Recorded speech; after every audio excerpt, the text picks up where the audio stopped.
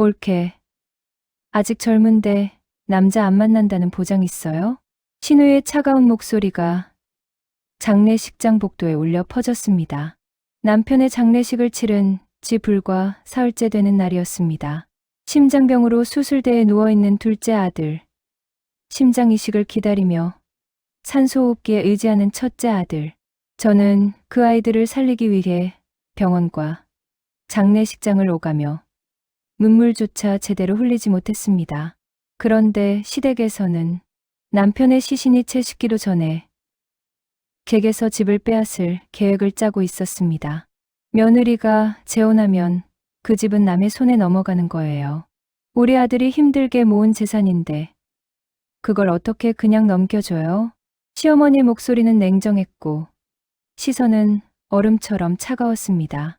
불과 일주일 전까지만 해도 우리 며느리라며 제 손을 따뜻하게 잡아주시던 그분이 맞나 싶을 정도로 달라져 있었습니다. 그렇게 저는 아픈 아이 둘을 데리고 햇빛도 들지 않는 지하방으로 쫓겨났습니다. 저는 부러울 것이 없는 사람이었습니다. 28에 만난 남편 준혁 씨는 평범한 회사원이었지만 성실하고 다정한 사람이었습니다.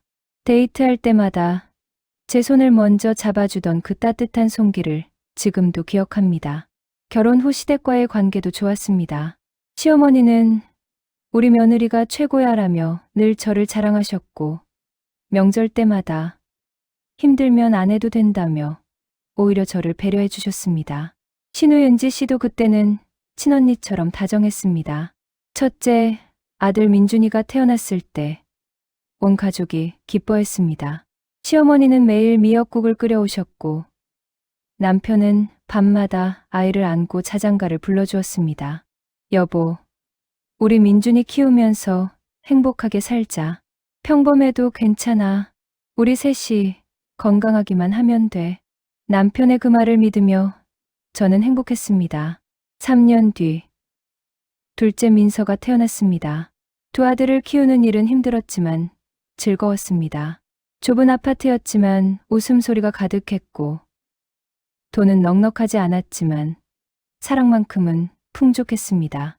하지만 행복은 너무나 짧았습니다. 민준이가 6살, 민서가 3살이 되던 해봄, 비극은 동시에 찾아왔습니다. 먼저 민준이가 쓰러졌습니다. 유치원에서 뛰어놀다가 갑자기 가슴을 움켜쥐고 쓰러진 것입니다. 급히 병원으로 달려갔고 의사 선생님의 진단은 청천벽력 같았습니다. 확장성 심근병증입니다. 심장 기능이 30% 이하로 떨어져 있어요. 지금 당장은 약물 치료를 하겠지만 근본적으로는 심장 이식이 필요합니다. 남편과 저는 그 자리에서 주저앉았습니다. 이식. 우리 아이가 6살밖에 안 됐는데 아이 심장은 구하기가 정말 어렵습니다. 뇌사자가 나와도 아동 심장은 기증률이 매우 낮아요. 길게는 몇 년을 기다려야 할 수도 있습니다. 의사 선생님의 말에 남편은 제 손을 꽉 잡았습니다. 떨리는 그의 손에서 절망이 느껴졌습니다. 하지만 불행은 거기서 끝나지 않았습니다. 민준이 입원 일주일 후 이번엔 민서가 열이 나며 쓰러졌습니다. 처음엔 단순 감기인 줄 알았는데 열이 40도까지 치솟으며 의식을 잃었습니다. 응급실로 실려간 민서. 검사 결과는 더욱 충격적이었습니다. 판막 협착증과 심방 중격결손증이 동시에 있습니다. 즉시 수술이 필요합니다. 늦어지면 의사 선생님은 말을 잇지 못했습니다. 그 침묵이 무엇을 의미하는지 저는 알 수 있었습니다. 두 아들이 모두 심장병. 한 명은 수술이 필요하고 한 명은 이식을 기다려야 하는 상황. 남편과 저는 병원 복도에서 밤새 울었습니다. 하늘이 우리에게 너무 가혹한 시련을 준 것 같았습니다. 여보, 우리가 무슨 죄를 지었길래 우리 아이들이 이렇게 아픈 거야? 남편은 울먹이며 말했습니다.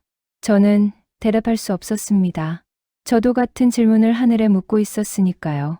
민서의 수술은 이틀 후로 잡혔습니다. 수술비는 2천만 원.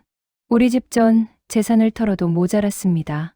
남편은 직장 동료들에게 머리 숙여 돈을 빌렸고 시댁에서도 일부를 보태주셨습니다. 걱정하지 마. 우리 손주들인데 당연히 도와줘야지. 민서 수술 잘 되면 민준이도 이식 기다리면서 잘 관리하자. 시어머니의 그 말에 저는 눈물을 흘리며 감사 인사를 드렸습니다. 수술 당일 남편은 제 손을 꼭 잡고 말했습니다. 여보, 민서 수술 끝나면 우리 다시 시작하자. 두 아들 건강하게 키우면서 행복하게 살자. 힘들어도 우리 함께 이겨내자. 그게 남편이 제게 한 마지막 말이었습니다.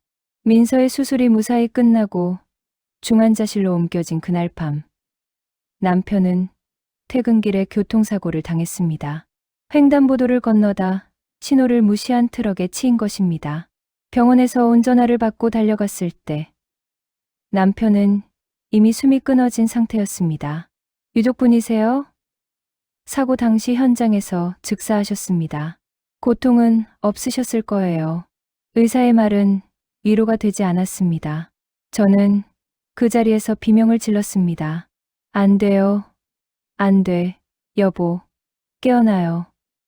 우리 민준이, 민서가 기다리고 있어요. 하지만 남편은 차가운 시신으로 누워있을 뿐이었습니다. 장례식장은 순식간에 차려졌습니다. 하지만 저는 제대로 된 슬픔조차 느낄 겨를이 없었습니다. 중환자실에 누워있는 민서, 일반 병실에서 산소호흡기를 끼고 누운 민준이, 두 아들을 돌봐야 했기 때문입니다. 장례식장과 병원을 오가며 저는 눈물도 제대로 흘리지 못했습니다. 장례식장에서 조문객들에게 인사를 하다가도 병원에서 전화가 오면 뛰어가야 했습니다.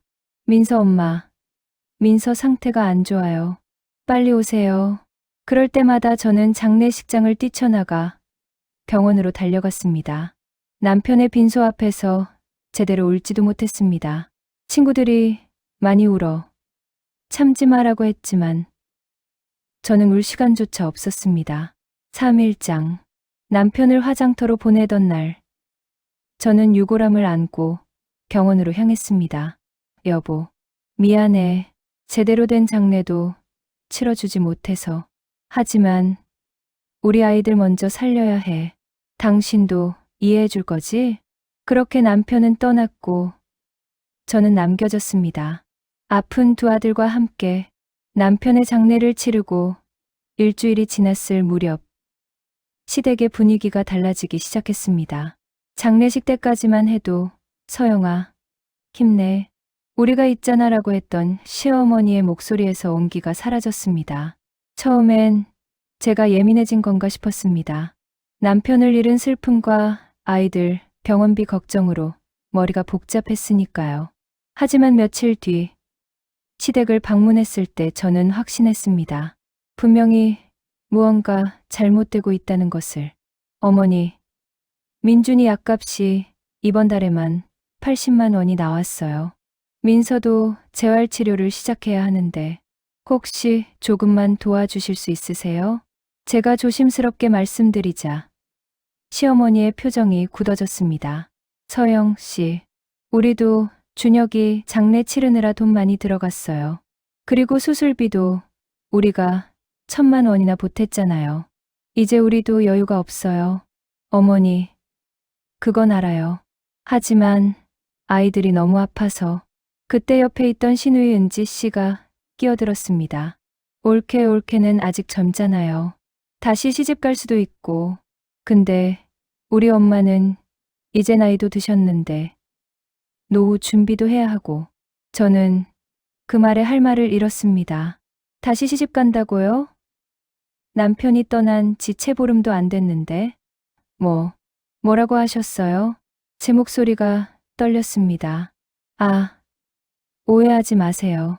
그냥 가능성을 말한 거예요. 올케도 앞으로 살아야 할 날이 많잖아요. 은지 씨는 태연하게 말했습니다. 하지만 그 눈빛은 차갑기만 했습니다. 그날 이후로 시댁의 태도는 점점 더 냉랭해졌습니다. 민서의 재활치료비를 부탁드렸을 때도 민준이 응급실에 실려갔다는 말씀을 드렸을 때도 시어머니의 대답은 한결같았습니다. 우리도 형편이 어려워요. 미안하지만 도와줄 수 없어요. 그러던 어느 날 시어머니께서 갑자기 저를 부르셨습니다. 서영아, 우리 이야기 좀 해야겠어요. 불길한 예감이 들었습니다.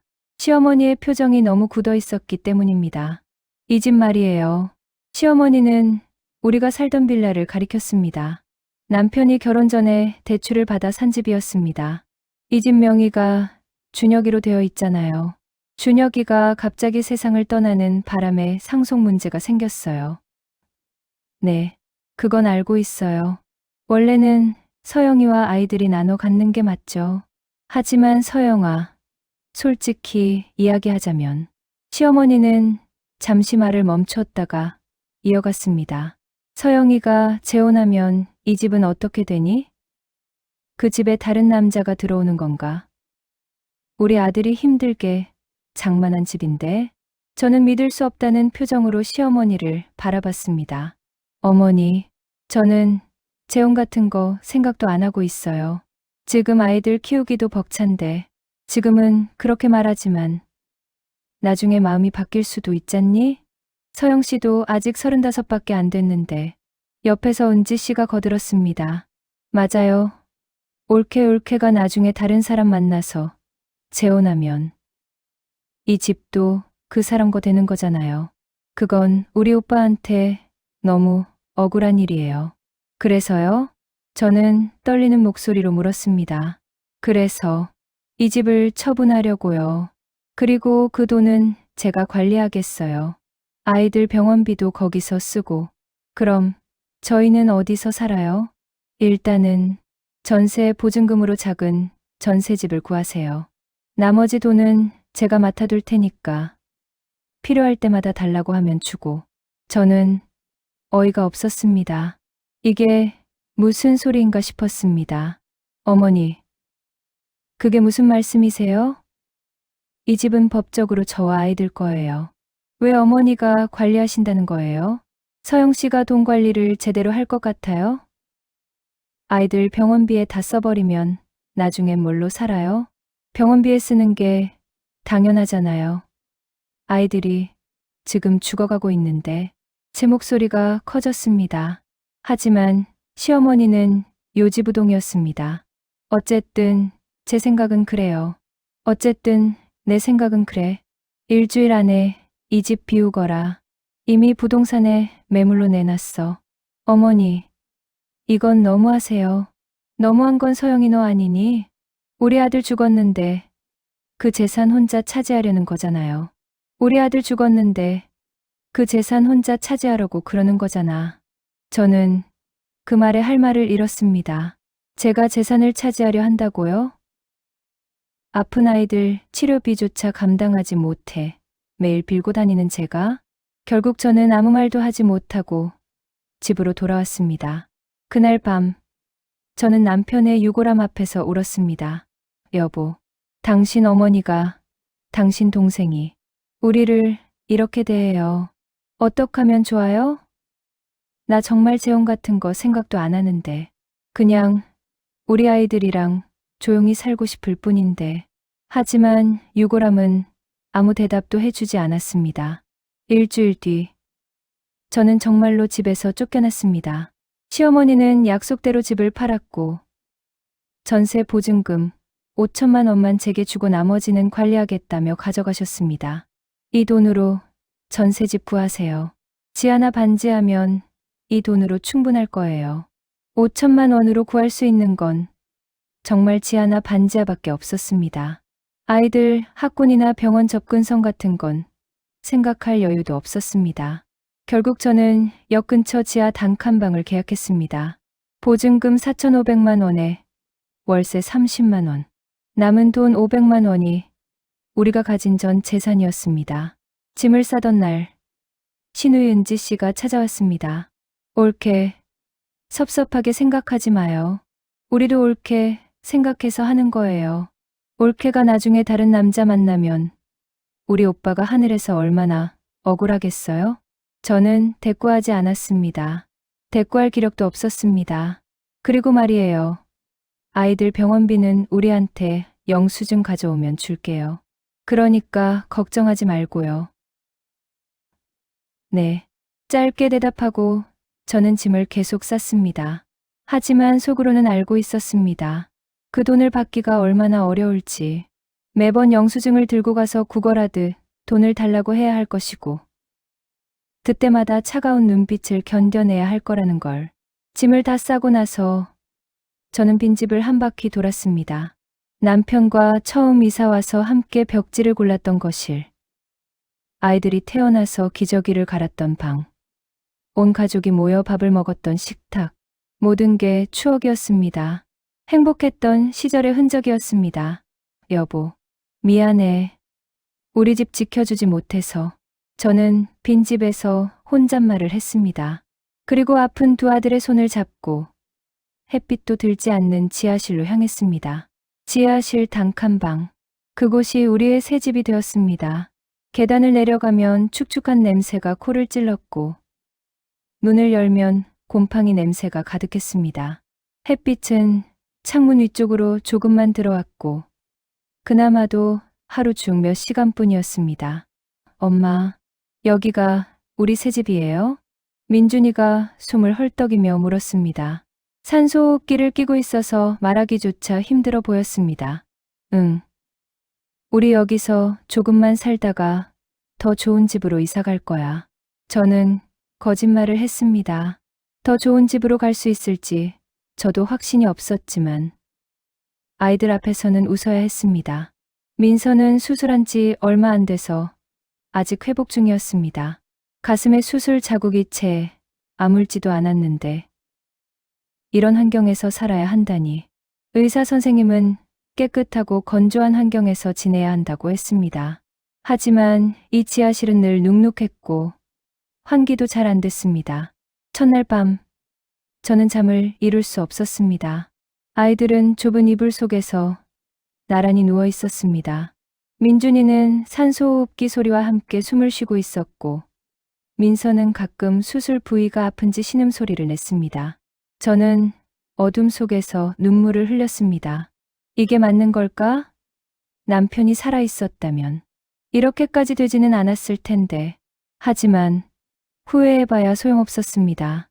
남편은 돌아오지 않았고 저는 이 현실을 감당해야 했습니다. 다음 날부터 저는 일을 구하기 시작했습니다. 아이들 병원비를 벌어야 했습니다. 시댁에서 영수증 가져오면 준다고 했지만 저는 그 돈에 기대고 싶지 않았습니다. 매번 구걸하듯 돈을 받는 게 너무 굴욕적이었습니다. 하지만 일을 구하기가 쉽지 않았습니다. 아이들이 몇 살이에요? 6살, 3살이요. 아, 그럼 애들 봐줄 사람 있어요? 야간 근무도 있는데. 그건 없는데요. 하지만 제가 잘 조정해서. 미안한데 우리는 아이 있는 분은 좀 힘들 것 같아요. 면접마다 똑같은 대답이 돌아왔습니다. 더 큰 문제는 아이들이 자주 아팠다는 것입니다. 일을 시작한 지 사흘 만에 민서가 고열로 쓰러졌습니다. 지하실의 습한 환경 때문인지 감기가 심하게 왔습니다. 어머니, 죄송한데 오늘 조퇴 좀 해도 될까요? 아이가 많이 아파서. 아니, 오늘 주문 밀렸는데 어떻게 가요? 못 가요. 식당 사장님은 단호했습니다. 하지만 아이가 열이 40도까지 올라서. 그러니까 아이 있는 사람은 안 뽑는다니까요. 에휴, 오늘만 참고 일하세요. 내일부터 안 나와도 돼요. 결국 그날로 저는 잘렸습니다. 일한 지 사흘 만에 민서를 안고 병원으로 달려갔습니다. 응급실에서 링거를 맞추며 의사 선생님께 여쭤봤습니다. 선생님, 우리 민서 많이 아픈 건가요? 환경이 안 좋은 것 같은데요. 어디 사세요? 지하실이요. 의사 선생님의 표정이 굳어졌습니다. 아, 그러면 안 돼요.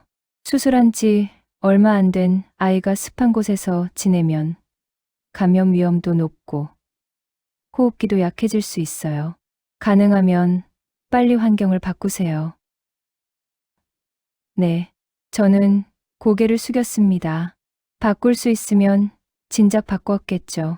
그날 밤 병원 복도 의자에 앉아 잠든 민서를 바라보며 저는 또 울었습니다. 내가 무능해서 우리 아이들이 이렇게 고생하는구나. 일주일 뒤, 이번엔 민준이가 응급실에 실려갔습니다. 신부전 증상이 악화됐어요. 당장 입원해야 합니다. 민준이는 일주일간 입원했습니다. 입원비만 300만 원이 나왔습니다. 저는 시댁에 전화를 걸었습니다.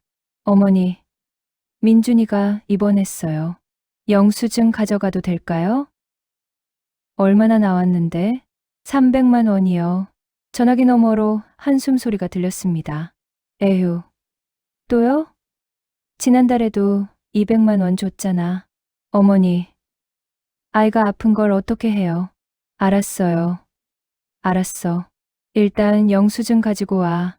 시댁을 방문했을 때 시어머니의 얼굴은 여전히 차가웠습니다. 영수증을 건네자 시어머니는 꼼꼼히 살펴봤습니다. 이게 다 필요한 치료니? 이건 뭐니? 이것도 꼭 해야 하는 거니? 네, 어머니. 의사 선생님이 꼭 필요하다고. 에휴. 요즘 병원들이 돈만 밝히니까 불필요한 치료도 많이 시키고. 시어머니는 투덜대며 통장에서 돈을 꺼냈습니다. 여기 200만 원. 나머지 100만 원은 필요 없는 치료비 같으니까 안 준다. 어머니, 그래도 됐어. 이것도 우리가 준혁이 생각해서 주는 거야. 고맙게 생각해. 저는 더 이상 말할 수 없었습니다. 200만 원이라도 받아야 했으니까요. 그렇게 몇 달이 지났습니다. 저는 새벽 청소 일을 시작했습니다. 새벽 4시부터 8시까지 일하고 아이들을 깨워 아침을 먹이고 병원에 데려가는 일상이 반복됐습니다. 한 달에 150만 원을 받았지만 월세 30만 원의 식비, 교통비, 그리고 가장 큰 부담인 병원비를 감당하기엔 턱없이 부족했습니다. 민준이는 한 달에 한 번씩 입원했고 민서도 재활치료를 받아야 했습니다. 한 달 병원비만 평균 400만 원이 나왔습니다. 부족한 돈은 시댁에서 받았지만 매번 갈 때마다 굴욕을 감수해야 했습니다. 또 왔어? 이번엔 또 얼마니? 아이들 병원비가 많이 나와서. 에휴. 돈 먹는 하마네, 하마. 언제까지 이렇게 돈이 나가는 거야? 시어머니의 말 한마디 한마디가 가슴에 비수처럼 꽂혔습니다. 어느 날은 은지 씨가 옆에서 한마디 했습니다. 올케, 정부 지원금 같은 거 없어요? 요즘 한부모 가정 지원 많이 해준다던데. 그건 알아보고 있어요. 빨리 알아보세요. 우리 엄마한테만 기대지 말고. 우리 엄마도 노후 자금 필요하시거든요. 그날 집에 돌아와 저는 정부 지원금을 알아봤습니다. 한부모 가정 지원금, 아동수당, 장애 아동 지원금. 받을 수 있는 건 다 신청했습니다. 한 달에 총 80만 원 정도를 받을 수 있었습니다. 많지 않았지만 그나마 숨통이 트이는 느낌이었습니다. 하지만 여전히 부족했습니다. 민준이의 상태는 점점 나빠졌습니다. 심장 이식을 기다리는 동안 아이의 몸은 점점 약해졌습니다. 엄마, 나 언제 나아요? 곧 좋아질 거야. 조금만 기다려. 저는 거짓말을 계속했습니다. 언제 좋아질지, 아니 과연 좋아질 수는 있을지조차 확신할 수 없었지만 민서는 수술 후 회복이 더뎠습니다. 지하실 환경 때문인지 감기에 자주 걸렸고 그때마다 입원을 반복했습니다. 병실이 없을 때는 응급실 복도 의자에서 밤을 새웠습니다. 잠든 아이의 손을 붙잡고 저는 차마 눈을 감을 수 없었습니다. 이 아이가 내 손을 놓으면 어떡하지?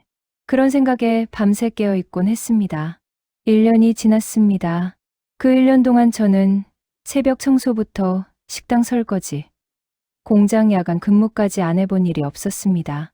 낮에는 아이들을 돌보고 아이들이 잠들면 밤 11시부터 새벽 4시까지 공장에서 일했습니다. 하루 평균 수면 시간은 3시간이었습니다. 몸은 한계에 다다랐습니다. 어느 날은 일하다가 그대로 쓰러진 적도 있었습니다.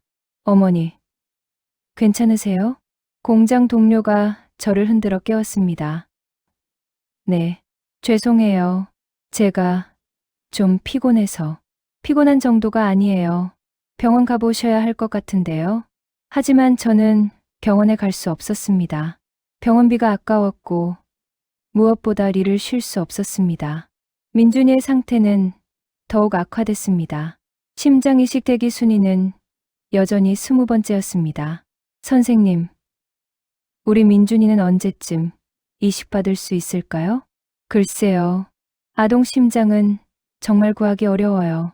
1년이 될 수도 있고 2년이 될 수도 있어요. 아니면 의사 선생님은 말을 잊지 못했습니다. 아니면 영영받지 못할 수도 있다는 말을 하고 싶었던 거겠죠. 민준이는 학교에 가지 못했습니다. 체력이 되지 않았기 때문입니다. 집에서 간헐적으로 공부를 가르쳤지만 제대로 된 교육을 받지 못하는 게 너무 안타까웠습니다. 민서는 유치원에 다녔지만 다른 아이들처럼 뛰어놀 수 없었습니다. 조금만 뛰어도 숨이 차서 쓰러질 것 같다고 했습니다. 엄마, 나는 왜 다른 애들처럼 못 뛰어놀아요? 민서는 특별한 아이라서 그래. 조금만 기다리면 뛰어놀 수 있어. 거짓말이었습니다. 민서는 평생 조심하며 살아야 할 것입니다. 시댁과의 관계는 더욱 악화됐습니다. 병원비를 받으러 갈 때마다 시어머니의 얼굴은 더 굳어졌고 말투는 더 날카로워졌습니다. 또 왔니? 이번엔 또 얼마인데? 민준이가 응급실에 실려가서 에휴, 정말 언제까지 이래야 되는 거니? 나도 돈이 무한정 있는 게 아니라고. 죄송해요, 어머니. 하지만 아이가 정말 위급해서. 위급하긴 맨날 위급하다면서 돈만 축 내고. 그 말을 들을 때마다 저는 입술을 깨물었습니다. 화를 내고 싶었지만 돈을 받아야 했기에 참을 수밖에 없었습니다. 어느 날 시어머니가 폭탄 선언을 했습니다. 서영아, 이제 더 이상은 못 도와줘. 네? 그게 무슨. 우리도 이제 한계다. 지금까지 준 돈만 해도 3천만 원이 넘어. 이제 정말 우리도 여유가 없어.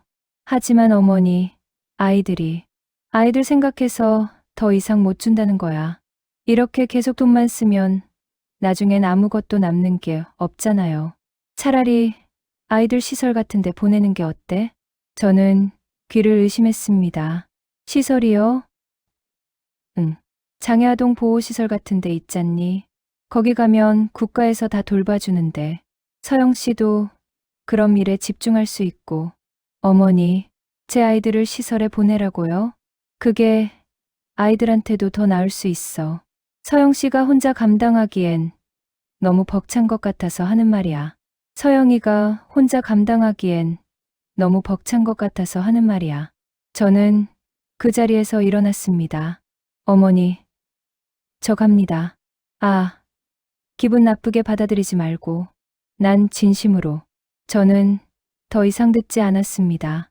그냥 돌아섰습니다. 집으로 돌아오는 길, 저는 버스 안에서 울었습니다. 내 아이들을 시설에 보내? 말도 안 돼. 절대 안 돼. 그날부터 저는 시댁에 도움 없이 살아가기로 결심했습니다. 정부 지원금 80만 원과 제가 버는 돈 200만 원, 총 280만 원으로 생활해야 했습니다. 월세 30만 원, 식비 50만 원, 공과금 20만 원을 제하면 180만 원이 남았습니다. 하지만 병원비는 한 달에 평균 400만 원이었습니다. 부족한 220만 원은 빚을 내서 메웠습니다. 처음엔 친구들에게 빌렸습니다. 미안한데 50만 원만 빌려줄 수 있어? 다음 달에 꼭 갚을게. 서영아, 나도 형편이 안 좋아서. 미안. 1명, 2명. 친구들은 떨어져 나갔습니다. 어쩔 수 없이 저는 대부업체를 찾았습니다. 신용도가 낮으시네요. 이자가 좀 높을 수밖에 없어요. 월 10%입니다. 10%요? 네. 100만 원 빌리시면 매달 10만 원씩 이자 내셔야 해요. 그래도 빌릴 수밖에 없었습니다. 아이들을 살려야 했으니까요. 빚은 눈덩이처럼 불어났습니다. 처음 100만 원으로 시작한 빚이 6개월 만에 500만 원이 됐고 1년 만에 1천만 원이 넘었습니다. 대부업체에서 전화가 오기 시작했습니다. 이번 달 이자 안 들어왔는데요. 죄송해요. 조금만 기다려 주시면. 기다리긴 뭘 기다려요. 이자라도 제때 내세요. 안 그러면 원금에 붙여서 다시 이자 계산할 겁니다. 전화를 받는 게 공포가 됐습니다. 어느 날 밤, 저는 남편의 유골함 앞에 앉았습니다. 여보, 나 이제 정말 한계인 것 같아. 빚은 계속 늘어나고, 아이들은 계속 아프고, 나 어떻게 해야 해? 유골함은 여전히 아무 대답도 하지 않았습니다. 그때 민준이가 방에서 나왔습니다. 엄마, 울어요? 아니야, 민준아. 엄마, 안 울어. 민준이는 제 곁에 와서 앉았습니다. 엄마, 미안해요. 내가 아파서. 아니야, 민준아. 내 잘못이 아니야. 근데 엄마가 맨날 힘들어 하잖아요. 나 때문에. 저는 민준이를 꼭 안았습니다. 민준아, 엄마는 내가 있어서 행복해. 힘들어도 괜찮아. 엄마는 민준이랑 민서가 건강하게 자라는 게 소원이야. 엄마, 사랑해요. 엄마도 사랑해. 우리 민준이. 그 순간, 저는 다시 힘을 냈습니다. 그래, 포기하면 안 돼. 이 아이들을 위해서라도 버텨야 해. 다음 날부터 저는 일을 하나 더 늘렸습니다. 낮에는 식당에서 일하고, 밤에는 공장에서 일하고, 새벽에는 청소 일을 했습니다. 하루 수면 시간은 2시간으로 줄었습니다. 몸은 비틀거렸지만 멈출 수 없었습니다. 친구들은 걱정했습니다. 서영아, 너 이러다 죽겠다. 좀 쉬어. 괜찮아. 나 튼튼해. 튼튼하긴. 너 요즘 얼굴 보면 귀신 같아. 하지만 저는 쉴 수 없었습니다. 쉬는 순간 모든 게 무너질 것 같았습니다. 2년이 지났습니다. 남편이 떠난 지 2년. 그 2년 동안 저는 지옥을 살았습니다. 하지만 아이들은 살아 있었습니다. 아프지만, 힘들지만, 살아 숨 쉬고 있었습니다. 민준이는 여전히 심장 이식을 기다리고 있었습니다. 대기 순위는 15번째로 올라갔습니다. 여전히 멀었지만, 그래도 희망은 있었습니다.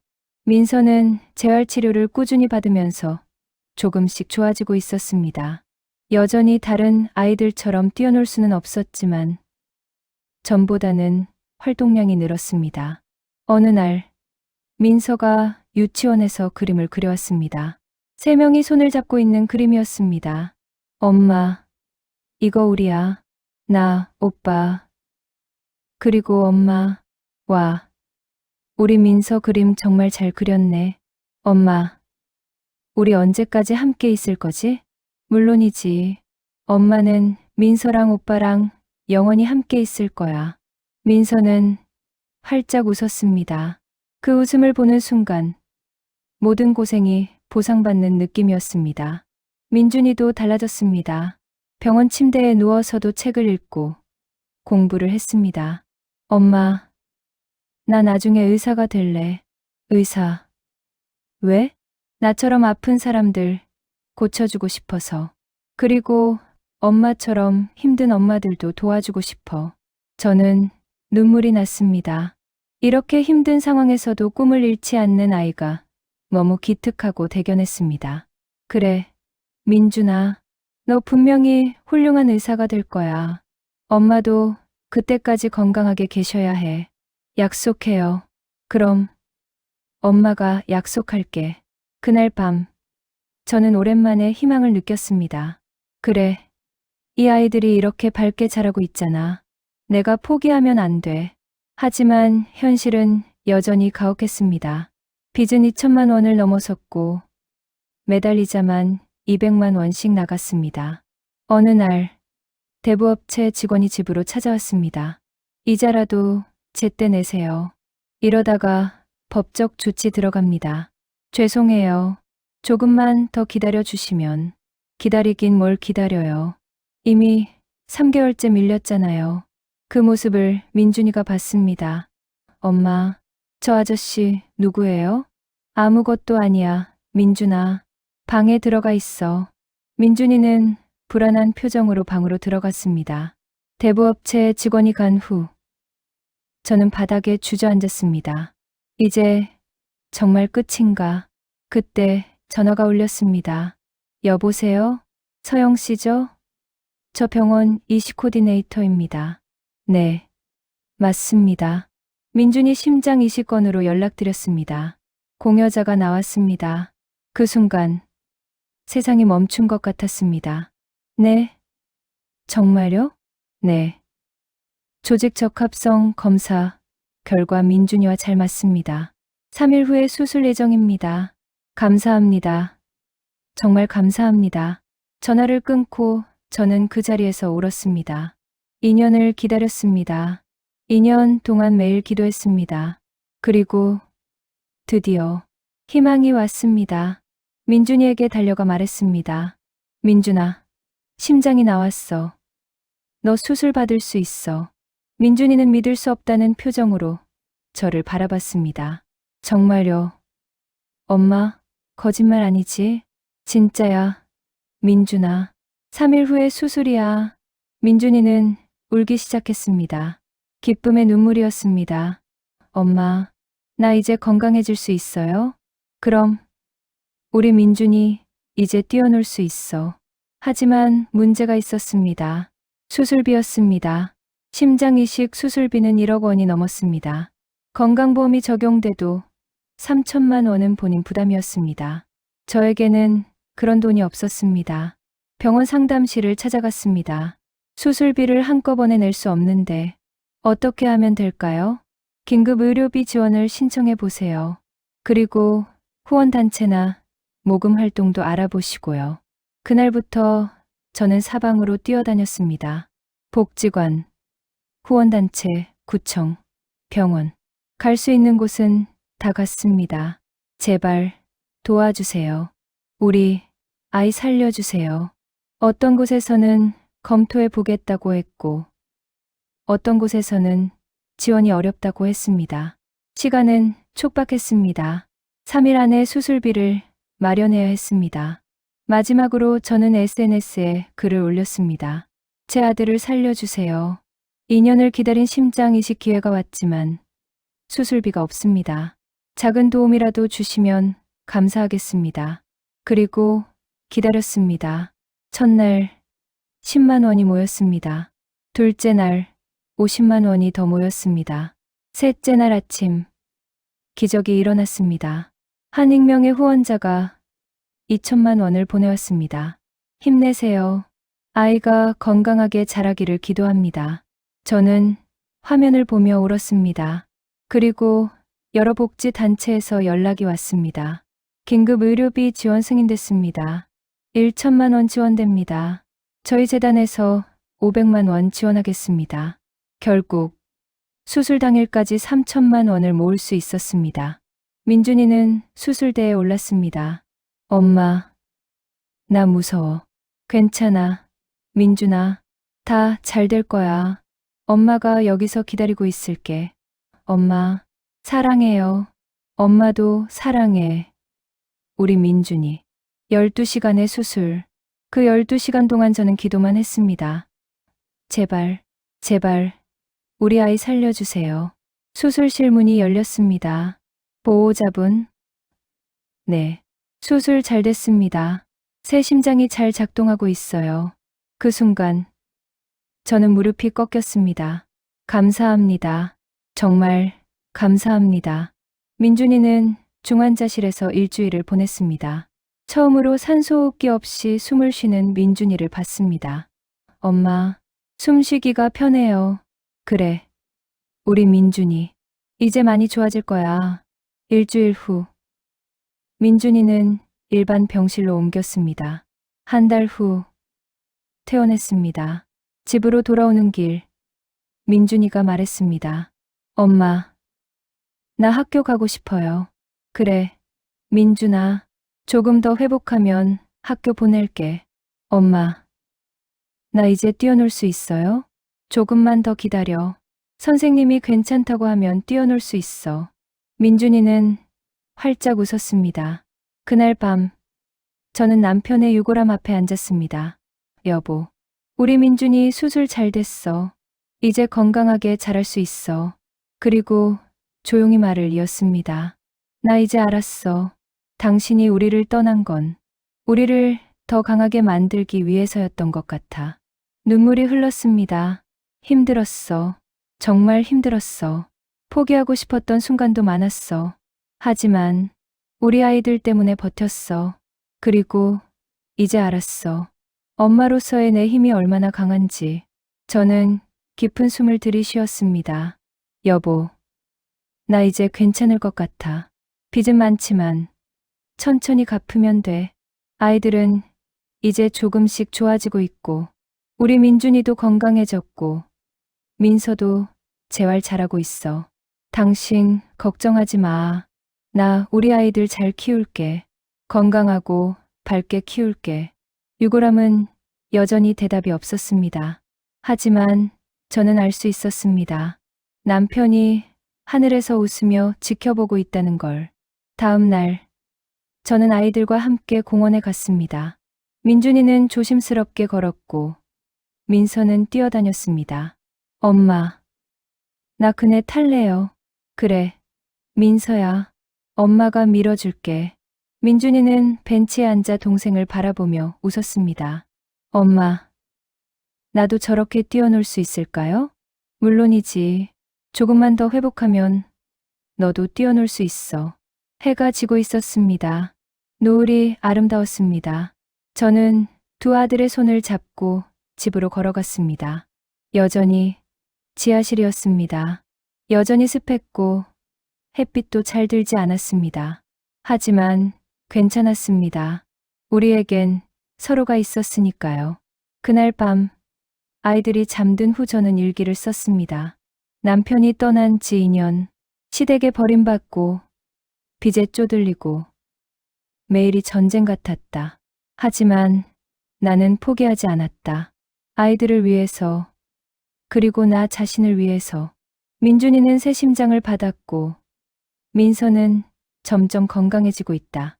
우리는 여전히 가난하고 여전히 힘들다. 하지만 우리는 함께 있다. 그것만으로도 충분하다. 내일도, 모레도 우리는 함께 버텨낼 것이다. 이 아이들이 살아있는 한 나는 절대 포기하지 않을 것이다. 여러분, 오늘 이야기는 여기까지입니다. 한 엄마의 눈물겨운 투쟁, 그리고 희망의 이야기였습니다. 살다 보면 예상치 못한 불행이 찾아올 때가 있습니다. 사랑하는 사람을 잃고 가족에게 버림받고 모든 것이 무너지는 순간 말이죠. 하지만 서영 씨처럼 우리는 포기하지 않고 버텨낼 수 있습니다. 사랑하는 사람들을 위해, 그리고 우리 자신을 위해. 이 이야기가 힘든 시간을 보내고 계신 분들께 작은 위로가 되었기를 바랍니다. 구독과 좋아요, 알림 설정으로 응원해 주시면 더 많은 이야기로 찾아뵙겠습니다. 시청해 주셔서 감사합니다. 본 영상은 실화를 바탕으로 재구성한 창작물입니다. 등장하는 인물, 단체, 사건 등은 모두 허구이며 실제와 무관함을 알려드립니다.